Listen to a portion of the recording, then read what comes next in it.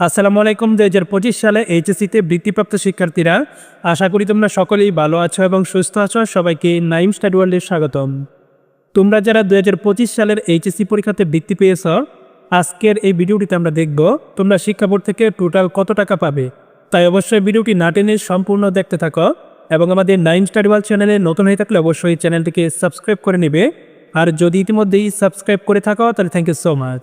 তো চলো এখন কথা না বাড়িয়ে মূল ভিডিওটি শুরু করা যাক। এইচএসসির ফলাফলের উপর ভিত্তি করে শিক্ষার্থীদেরকে দুই ধরনের বৃত্তি প্রদান করা হয়েছে। একটি হচ্ছে মেধাবৃত্তি এবং অপরটি হচ্ছে সাধারণ বৃত্তি।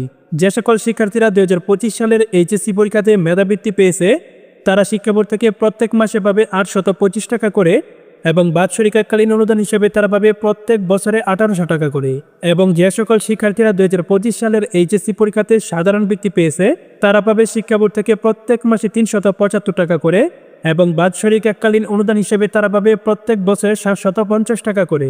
এখন প্রশ্ন হচ্ছে, শিক্ষার্থীরা এই টাকাগুলো কতদিন যাবৎ পাবে? এই প্রশ্নের উত্তর হচ্ছে, তোমরা এইচএসসির পর যে কোর্স বা শ্রেণীতে ভর্তি হবে ওই কোর্স বা শ্রেণীর মেয়াদ যতদিন থাকবে ততদিন পর্যন্ত কিন্তু তোমরা এই টাকাগুলো পাবে।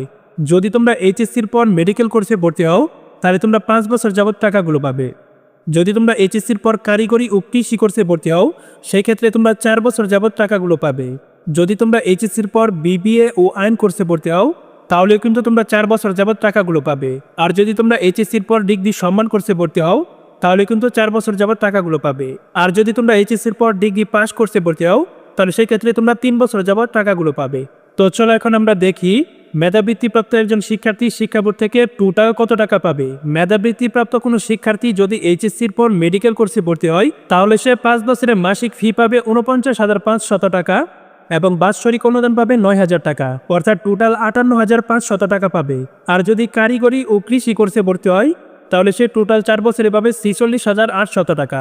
আইন ও বিবিএ কোর্সে ভর্তি হলেও কিন্তু 46,800 টাকা পাবে। ডিগ্রি সম্মান কোর্সে ভর্তি হলেও কিন্তু মেধাবৃত্তিপ্রাপ্ত শিক্ষার্থীরা 4 বছরে 46,800 টাকা পাবে।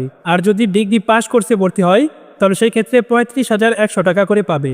এগুলো মেধাবৃত্তিপ্রাপ্ত শিক্ষার্থীদের হিসাব। এখন চল আমরা সাধারণ বৃত্তিপ্রাপ্ত শিক্ষার্থীদের হিসাবটি দেখে নেই। সাধারণ বৃত্তিপ্রাপ্ত কোনো শিক্ষার্থী যদি এইচএসসি পর মেডিকেল কোর্সে ভর্তি হয় তাহলে সে 5 বছরের টোটাল 26,250 টাকা পাবে। আর যদি এইচএসসির পর কারিগরি ও কৃষি কোর্সে ভর্তি হয় তাহলে 4 বছরে পাবে 21,000 টাকা। আর যদি এইচএসসির পর আইন ও বিবিএ সম্মান কোর্সে ভর্তি হয় তাহলে তারাও কিন্তু 4 বছরে 21,000 টাকা পাবে। আর যদি এইচএসসির পর ডিগ্রি সম্মান কোর্সে ভর্তি হয় তাহলে তারাও কিন্তু 4 বছরে 21,000 টাকা করে পাবে। আর যদি এইচএসসির পর ডিগ্রি পাস কোর্সে ভর্তি হয় তাহলে কিন্তু তারা 3 বছরের শিক্ষা বোর্ড থেকে পাবে 15,750 টাকা করে। আশা করি তোমরা যারা 2025 সালের এইচএসসি পরীক্ষাতে মেধাবৃত্তি এবং সাধারণ বৃত্তি পেয়েছ তোমরা এইচএসসির পর কোন কোর্সে ভর্তি হলে কত টাকা পাবে সেটি তোমরা বুঝতে পারছো।